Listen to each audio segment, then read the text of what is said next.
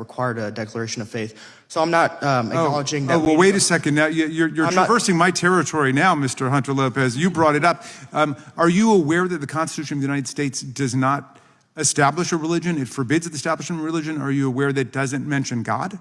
So the Declaration of Independence mentions God 4 times. But what I was going to say... Is the Declaration of Independence law?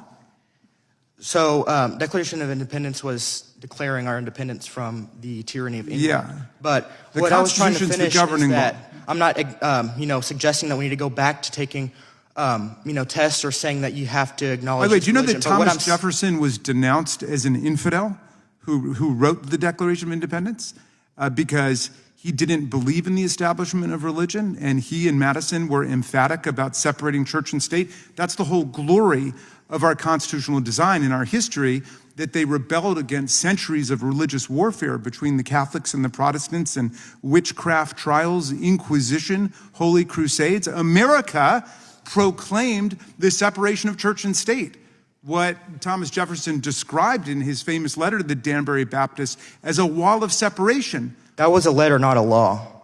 Okay, so your position is that America is a theocracy? You didn't let me finish my original statement, and I understand you have limited time, but what I was going to say is I'm not suggesting we need to go back to anything that's in writing, but what I am saying is we need to acknowledge... I think we should go back to something in writing. I think we should go back to the First Amendment. Oh, yes, the Constitution, yes. Obviously, but what I'm saying is that, how I said original colonies were requiring declaration of faith to run for office. I'm not saying we have That's why we have a First Amendment. What I'm saying is that we do... That's precisely why Jefferson wrote it. We do need to acknowledge our Christian heritage in America. That's what I'm trying to... You can acknowledge whatever heritage you want, but you can't impose an establishment of religion on other people. That's the greatness. I'm not suggesting that at all. I'm just saying we need to acknowledge our heritage. That's what I'm saying. Everybody can acknowledge their own heritage. Do you agree with that? American heritage, not just any heritage, is what I'm saying. Oh, you don't think that you're allowed to acknowledge your Christian heritage or your Jewish heritage or your Muslim heritage?